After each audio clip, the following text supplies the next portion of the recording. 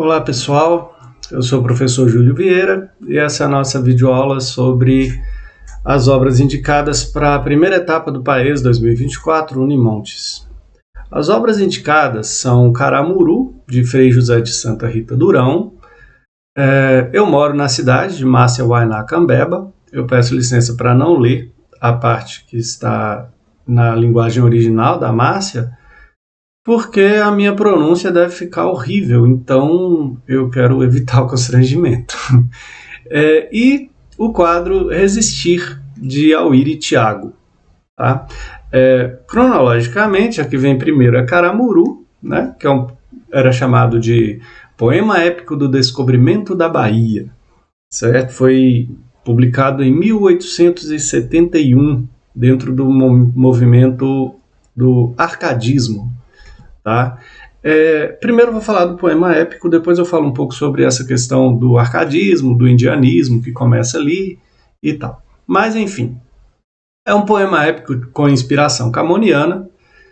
Nos argumentos, o Santa Rita Durão diz que os sucessos do Brasil não mereciam menos um poema que os da Índia. Incitou-me a escrever este, o amor da pátria. Então a gente já percebe aí um sentimento de patriotismo do Santa Rita. Né? Como poema épico, todo poema pretende cantar os grandes feitos de um herói, e nesse caso o herói é o senhor Diogo Álvares. A gente vai falar dele daqui a pouco. Para perceber essa relação entre Caramuru e os Lusíadas, porque quando ele fala que os sucessos do Brasil não mereciam menos atenção que os da Índia, fica clara a inspiração no poema de Camões, os Lusíadas, e aí a gente lê na primeira estrofe da primeira parte de Os Lusíadas: as armas e os barões assinalados que da ocidental praia lusitana por mares nunca de antes navegados passaram ainda além da Taprobana, em perigos e guerras esforçados, mais do que prometia a força humana, e entre gente remota edificaram o novo reino que tanto sublimaram. No Caramuru, a gente lê: de um varão em 1000 casos agitado, que as praias discorrendo do ocidente descobriu o recôncavo afamado, da capital brasílica potente, do filho do trovão denominado, que o peito do mar soube a fera gente, o valor cantarei na adversa sorte, pois só conheço o herói quem nela é forte. Então a gente percebe a mesma estrutura, né? Diversos decassílabos, rimas oitavas, o mesmo recurso das inversões sintáticas, enfim, o mesmo tom do discurso, tudo ligando o poema épico de Santa Rita Durão ao poema de Camões. O que a gente encontra no enredo de Caramuru? É a história de Diogo Álvares, certo? Que sofreu um naufrágio no litoral onde seria Salvador, e tendo sobrevivido a esse naufrágio, ele recebeu dos índios o nome de Caramuru, que significaria dragão do mar, uma moreia, né? E mais tarde esse nome foi associado a Senhor do Trovão por causa de uma espingarda que o Diogo Álvares teria retirado do navio encalhado, né? E essa espingarda ainda funcionava. Ao vê-lo atirando, os índios ficaram muito assustados e o chamaram Senhor do Trovão. Mas a história não é só sobre isso. A história é sobre a dominação que Diogo Álvares exerceu, né, e o que ele representa. Então, o Diogo Álvares não foi a tribo que o aprisionou, era uma tribo que praticava a antropofagia, né? Só que, como na antropofagia acreditava-se que se absorvia a força do inimigo, havia a cultura de não comer o inimigo debilitado. Então, enquanto se curava, o Diogo Álvares acabou fazendo amizade com os indígenas, ou tendo alguma liberdade ali, e conseguiu ir ao navio, pegar essa espingarda que ainda funcionava, e enfim, isso que eu já falei para vocês. Diogo Álvares estabelece uma relação com a Índia, Paraguaçu, né? No livro aparece também a irmã de Paraguaçu, Moema, que teria morrido indo atrás de Diogo Álvares e Paraguaçu quando eles partem de navio para ir à Europa. Nessa ida à Europa, Paraguaçu é batizada para se casar com o Diogo, recebe o nome de Catarina, tá? Recebe o nome de Catarina, e desse casamento teria surgido, segundo consta, grande parte da nobreza baiana da época, né? Da descendência baiana da época. Então o livro vai ser um livro que, numa visão etnocêntrica, né, vai mostrar a importância do Diogo Álvares no sentido de um pacificador da relação entre os portugueses e os indígenas e um colaborador na catequização desse povo, certo? Então, esse etnocentrismo representa um abandono da identidade indígena, já que faz-se uma oposição clara entre o índio convertido, né, recém-cristão, e o selvagem. Então, são duas condições antagônicas, certo? A gente retoma essa visão etnocêntrica depois na comparação das três obras. A segunda obra... eu tinha que falar sobre o movimento. Esse livro, sendo um poema cronologicamente pertencente ao arcadismo brasileiro, ele apresenta essas características do épico, já que o arcadismo dialoga com a literatura do classicismo, né, sendo chamado de neoclassicismo, e, além disso, ele antecipa uma característica romântica, que é essa idealização da união entre o indígena e o branco como o surgimento da raça brasileira, né? A gente vai ver isso no romantismo, na obra de José de Alencar, principalmente.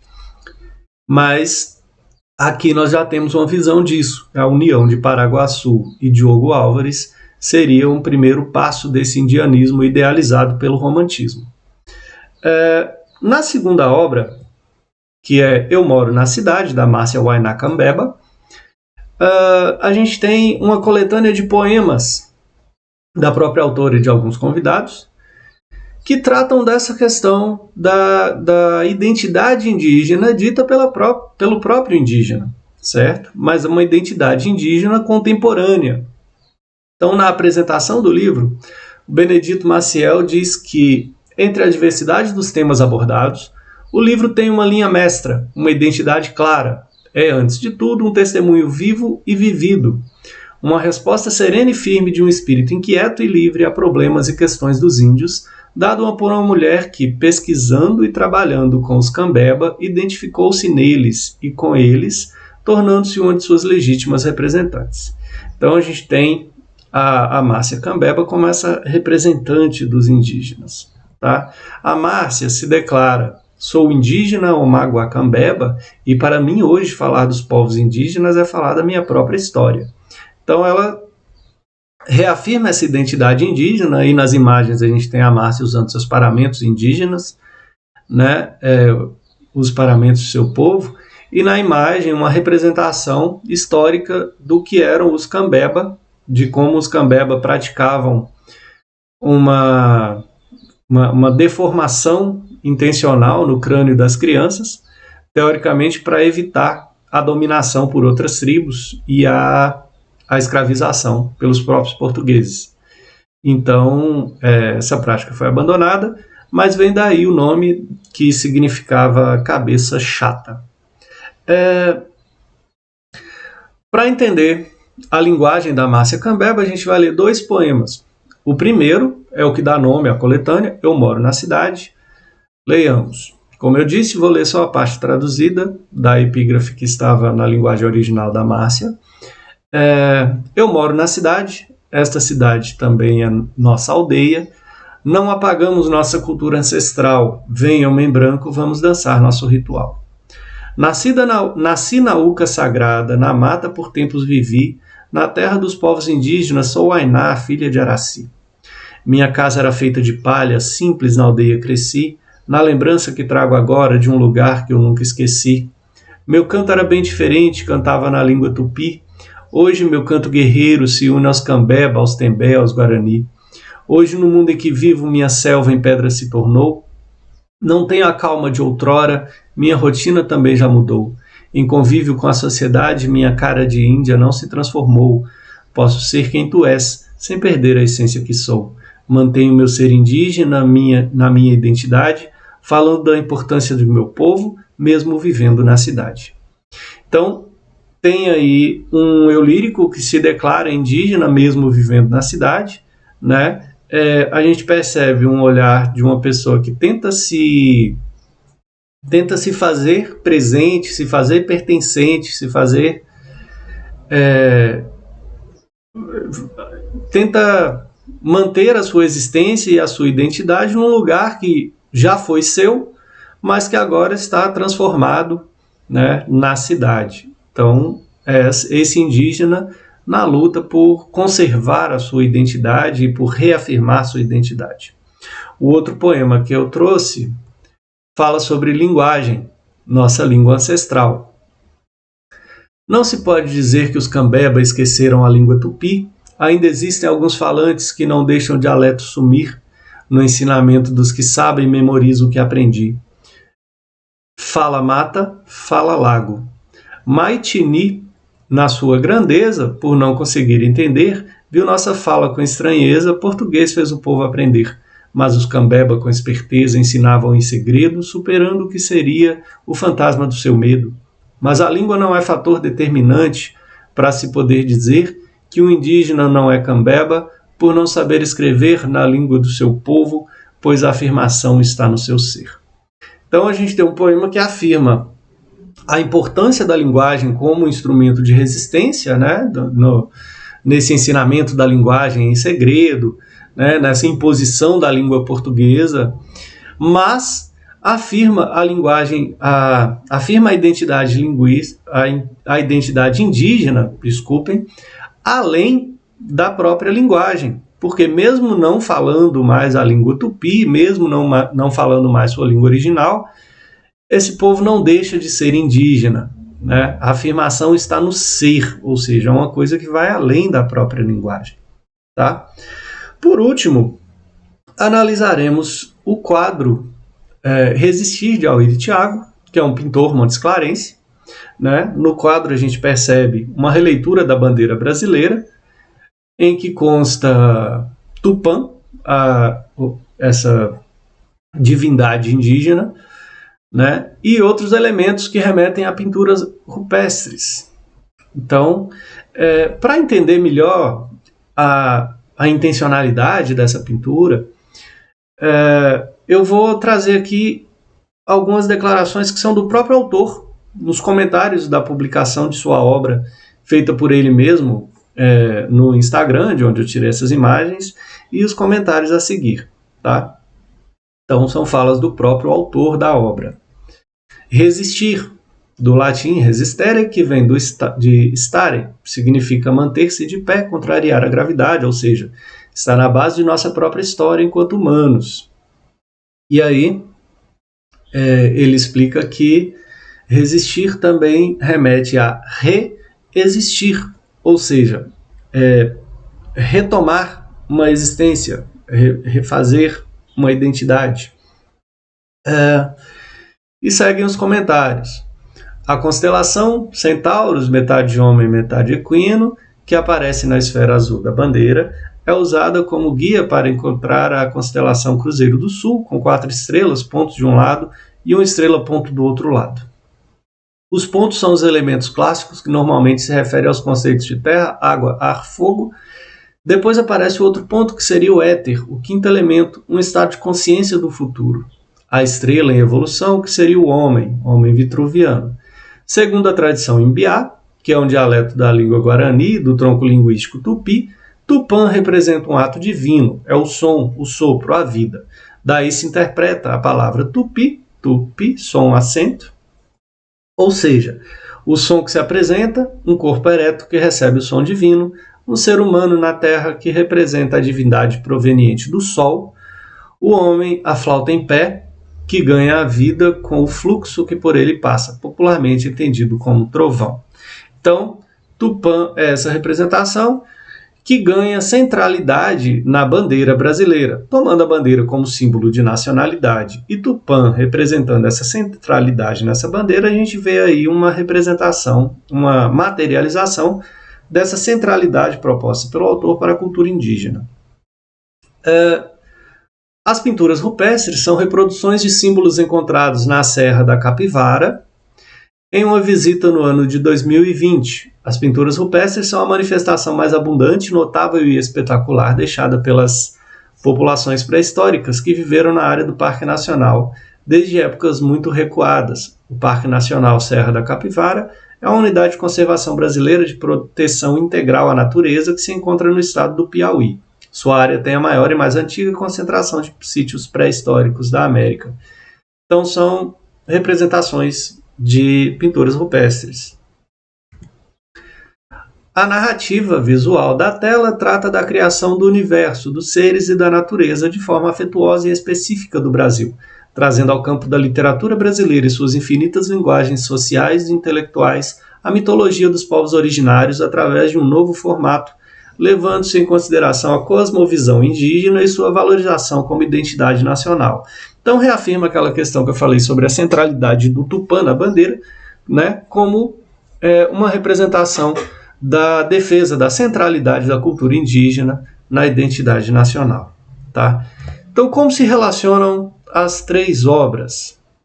Nós temos nas três obras uma visão que a gente pode chamar de estrangeira sobre o lugar, sobre onde se encontra, sobre uma cultura.